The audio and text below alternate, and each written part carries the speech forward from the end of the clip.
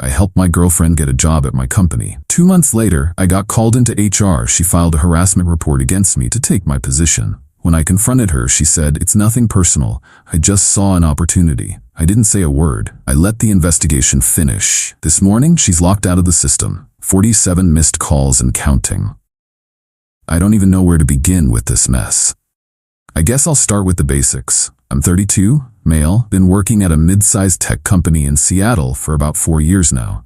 I started as a developer and worked my way up to lead software architect for our main product. The job pays well, has good benefits, and most importantly, I genuinely enjoy the work and the team I've built around me. About a year ago, I met Olivia, 29F, at a friend's housewarming party. We hit it off immediately. She was smart, ambitious, and we seemed to share the same values. She worked in tech too, but at a smaller startup that was struggling financially. We started dating, and things moved pretty quickly. By month 3, she had moved into my apartment, and we were talking about long-term plans. Around 6 months into our relationship, Olivia's company went through a round of layoffs, and she was let go. She was devastated, not just about losing her job, but about how it happened. No warning, just a Friday afternoon Zoom call, and that was it. The tech industry can be brutal that way. For 2 weeks, she applied to jobs with little success. The market had tightened, and positions that would have had 20 applicants a year ago now had hundreds.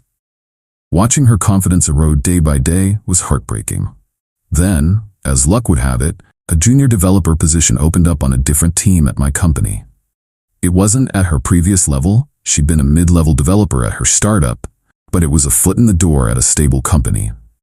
I hesitated at first. I've always been wary of mixing my personal and professional lives, but Olivia was getting desperate, and I truly believed in her skills. I put in a good word with the hiring manager, Meredith, who's an old friend.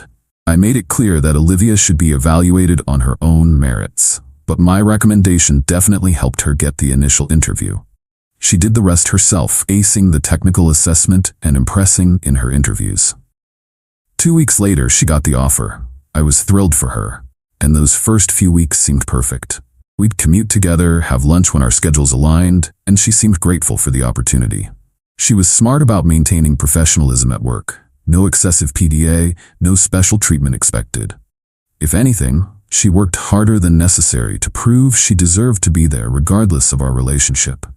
Then, about 2 months in, things started to change subtly. Olivia began staying late at the office, saying she wanted to impress her team lead. She started getting invited to meetings with upper management, unusual for her position, but I figured she was just making a good impression. She asked more questions about my projects, wanting to understand the architecture decisions and business logic beyond what her role required. I found it endearing at the time, thinking she was just excited to learn. What an idiot I was. Last Monday, I got called into a meeting with HR and our department VP. My stomach dropped as soon as I saw their faces. HR doesn't schedule same-day meetings for good news. They explained that a harassment complaint had been filed against me by a female employee. They couldn't reveal who, citing confidentiality, but the allegations were serious.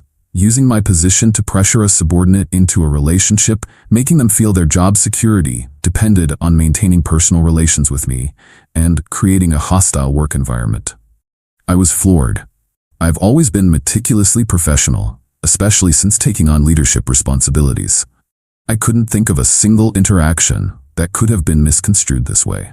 When I asked for specifics about the alleged incidents, they said they couldn't share details during an active investigation, but that I would be temporarily reassigned to work remotely on a different project while they sorted things out. Walking back to my desk to collect my things, I felt like everyone was staring at me. 4 years of reputation, potentially ruined by accusations I couldn't even defend against yet. I packed up quietly and left, shell-shocked. That evening, Olivia came home later than usual. She was different, energetic, almost giddy. She barely asked about my day, instead launching into a story about how she'd been pulled into a meeting with the CTO to discuss some ideas she had. I sat there, numb, as she talked, and suddenly everything clicked into place. "Did you file a harassment complaint against me?" I asked, interrupting her mid-sentence. The way her expression changed told me everything before she even spoke. First surprise, then instant defensiveness. "What are you talking about?" she asked, her tone suddenly cold. Why would you accuse me of something like that? Because I was called into HR today about a harassment claim from a female employee, and it's pretty coincidental that you're suddenly getting pulled into high-level meetings. She maintained her innocent expression, but I could see the calculation happening behind her eyes. That's ridiculous, Nolan. Maybe someone else reported you. Have you considered that you might have actually made someone uncomfortable? In 4 years, I've never had a single complaint. Then suddenly, 2 months after you start, this happens? She switched tactics, tears welling up in her eyes. I can't believe you don't trust me. After everything we've been through. She moved toward me like she was going to embrace me, but I stepped back. Stop. Just stop. I know it was you. Her demeanor changed instantly, the tears vanishing as quickly as they had appeared. She studied me for a moment, then sighed. You know what? Fine. It doesn't matter anyway. It's done. Why? I asked, still struggling to understand. I got you this job. I vouched for you. And I appreciate the foot in the door, she said with a shrug, but I was never going to advance quickly enough from a junior position. Your role, on the other hand, she trailed off. So this was always the plan? Get in through me, then get rid of me? Not from the beginning, she said, and I could tell this was the closest to honesty she'd been. But once I saw how things worked there, how the leadership structure operated, how decisions were made, I realized I'd never move up fast enough the conventional way. What about us? Our relationship? She looked at me with something resembling pity. Nolan, we wanted different things. You were content with your position, your steady progress. I need more, faster. And honestly, she hesitated, then continued with brutal frankness. The passion wasn't there anymore, hasn't been for months. The revelation hit me like a physical blow. Not just that she'd betray me professionally, but that our entire relationship had apparently meant so little to her. And you thought filing false harassment claims was easier than just breaking up with me? Breaking up wouldn't have solved my professional situation, she said simply. And I have evidence, by the way. All those times you messaged me about work, the late-night emails about projects, it all looks different in the right context. HR always sides with the accuser initially. By the time they sort through everything, I'll have proven myself in the role. I didn't yell. I didn't throw things. I just looked at her and said, pack your things. You have until tomorrow evening to find somewhere else to stay. She crossed her arms. This is my apartment too. My name is on the lease. Then I'll leave. But we're done, Olivia, completely done. You're overreacting, she said, but I could tell by her expression that she knew this wasn't something she could manipulate her way out of.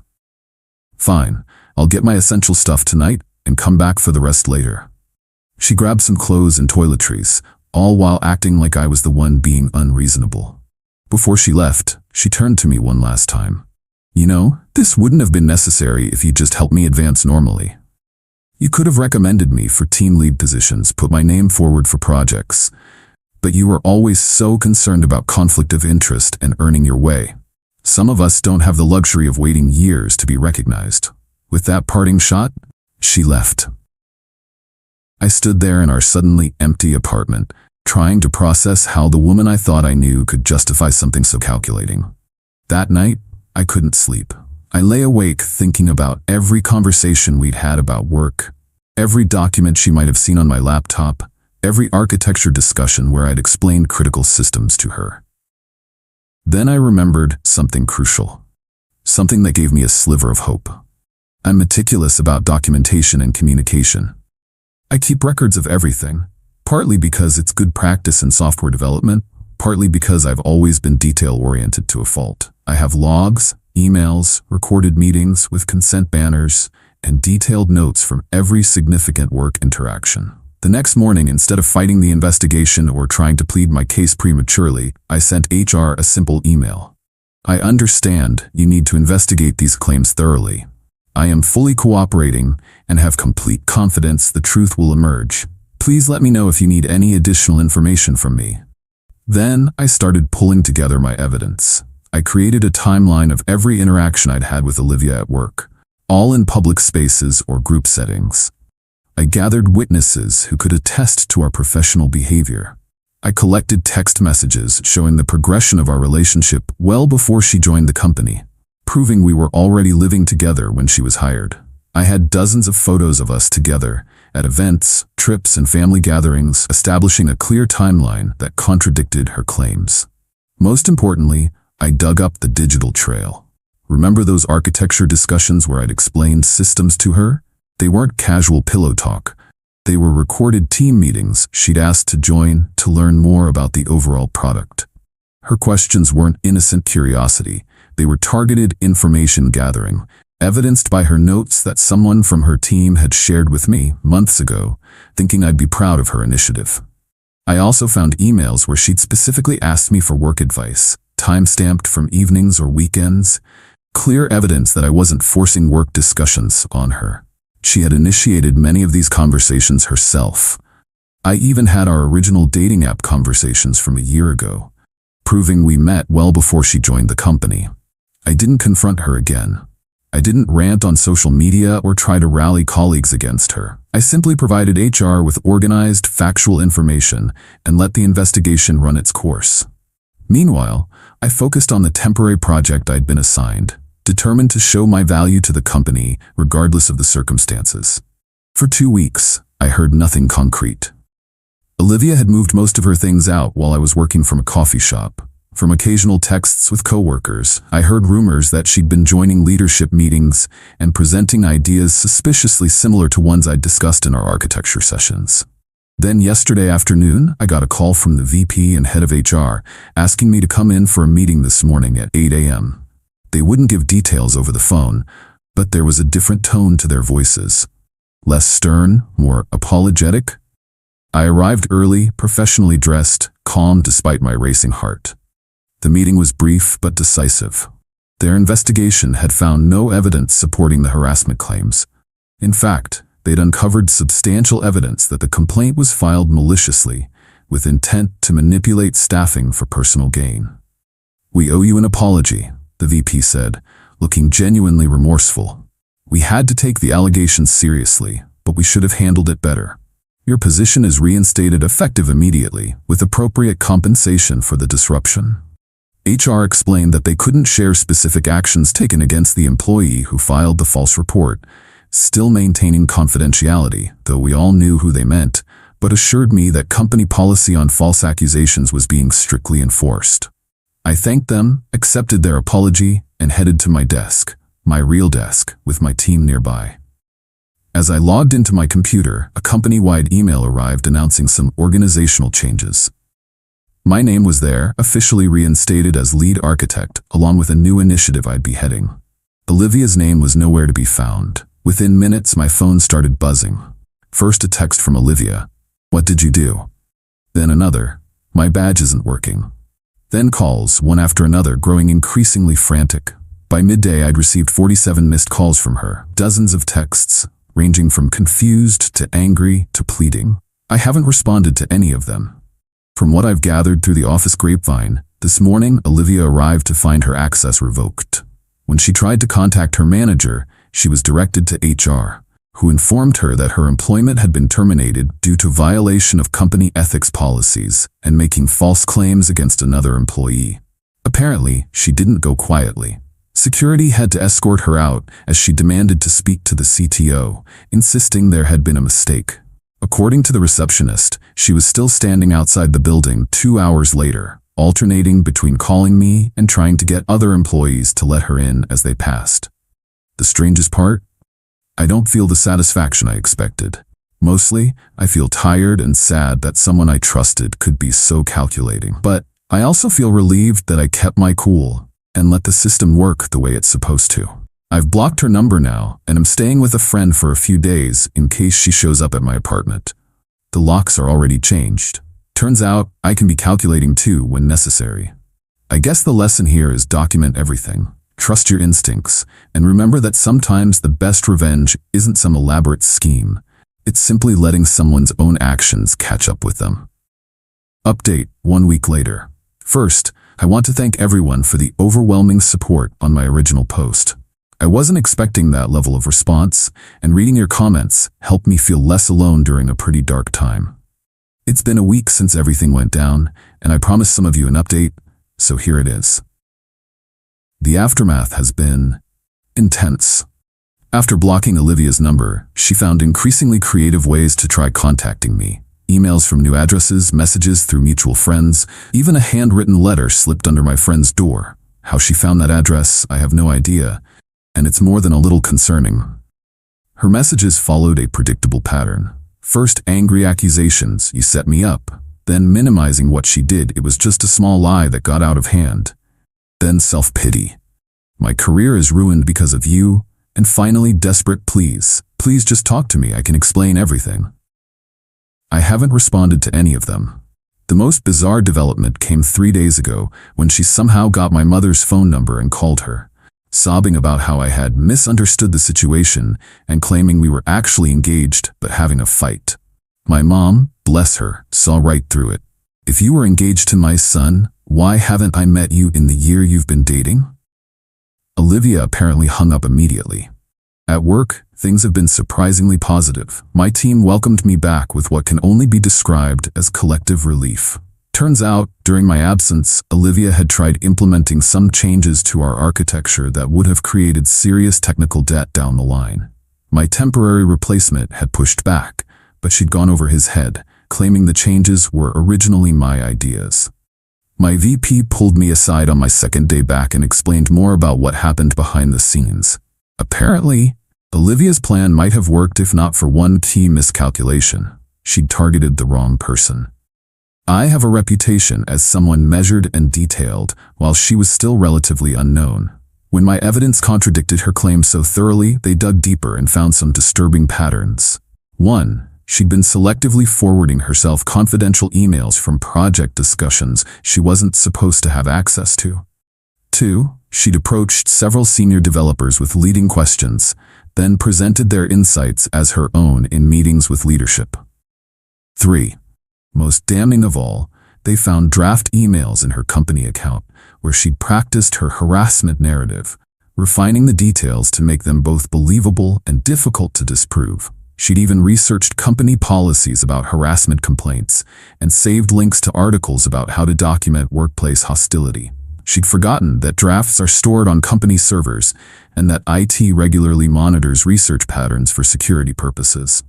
The VP assured me that beyond the termination, they've strengthened some security protocols and improved their investigation procedures as a result of this incident. Small comfort, but at least some good came from it. On the personal front, I've been staying at my friend's place while I sort out the apartment situation. Legally, since both our names are on the lease, it's complicated.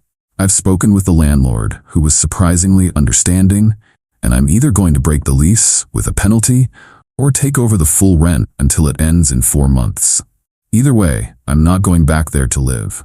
Too many memories, and frankly, I don't entirely trust that Olivia won't show up unannounced.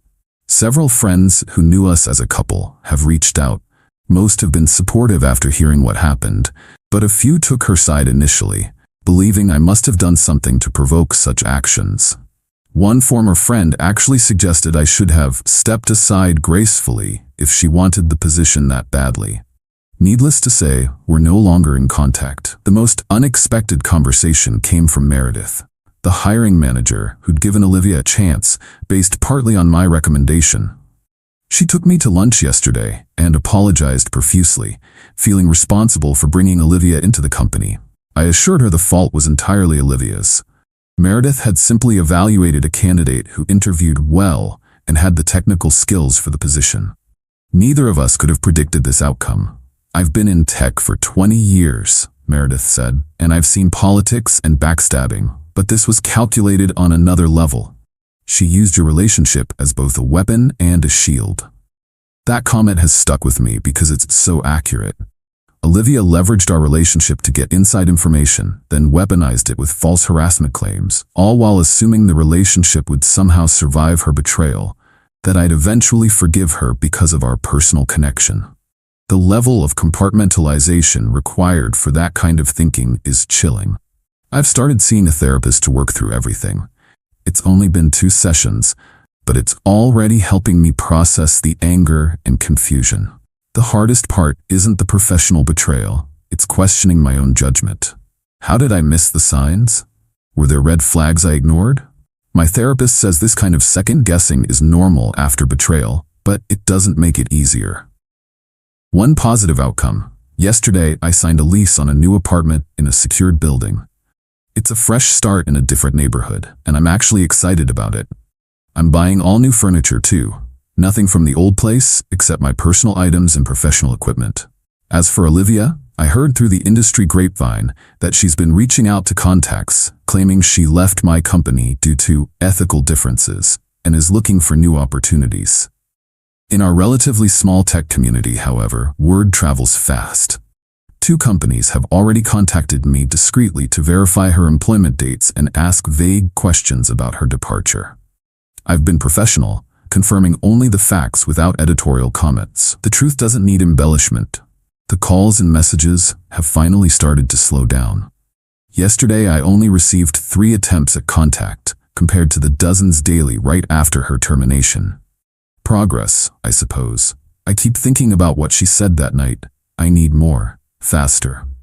I wonder if she still thinks it was worth it, now that she's not only lost the position she schemed for, but potentially damaged her reputation in the industry, all for a career readjustment that lasted less than 2 weeks. I'm still processing everything, but I'm starting to feel like myself again. Work has been a welcome distraction. There's something therapeutic about solving concrete problems with definitive solutions when your personal life is in chaos. Thanks again for listening. I'll post another update if anything significant happens, but for now, I'm focused on moving forward and rebuilding. The best revenge, as many of you said in comments, is living well. And that's exactly what I intend to do. 2 months later. It's been just over 2 months since my last update, and I'm finally ready to close this chapter of my life. So much has happened, and yet in some ways, it feels like I've just been quietly rebuilding while the drama burned itself out. First, the professional aftermath. I'm still at the same company, and things have actually improved significantly. The project I was leading has launched successfully, and the team dynamic is better than ever. There's something about going through a crisis together that either breaks people or bonds them. Thankfully, in our case, it was the latter. The company implemented some changes to their harassment reporting procedures. Nothing that makes legitimate reports harder to file, but additional safeguards against malicious claims.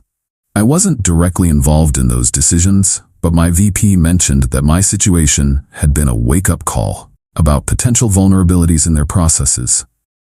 I've been promoted to senior architecture lead with an expanded team, partly as recognition for handling the situation professionally, and partly because, let's be honest, the company probably wanted to ensure I didn't look elsewhere after what happened.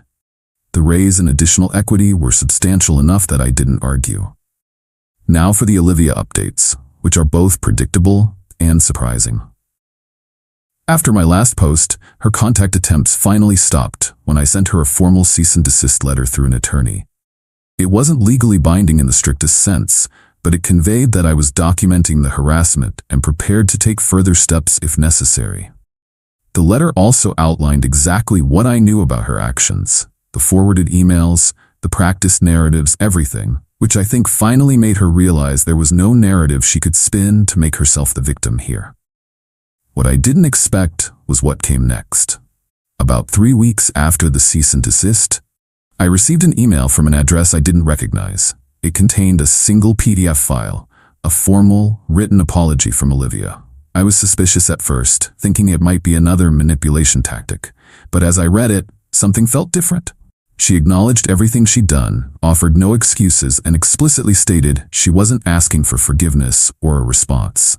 The tone wasn't the polished, calculated Olivia I'd come to expect. It was raw and seemed genuinely remorseful. The most revealing part came near the end.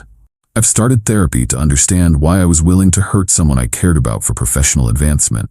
The therapist suggested it stems from growing up in a household where love was always conditional on achievement.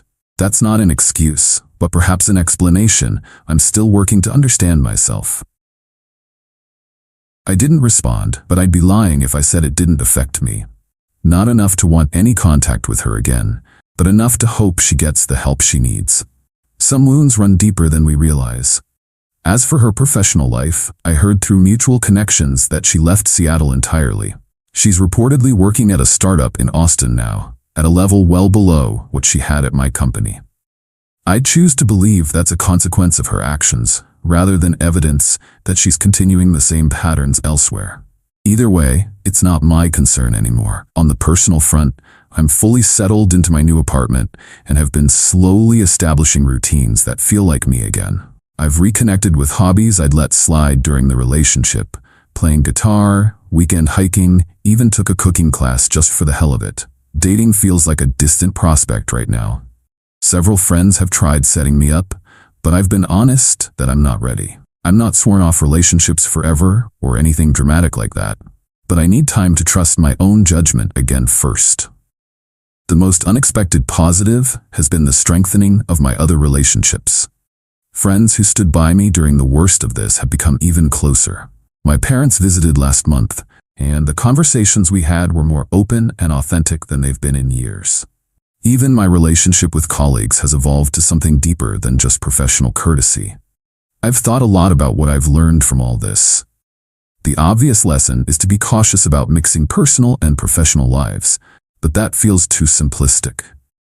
Sometimes opportunities to help people we care about are legitimate, and refusing out of fear isn't the answer either.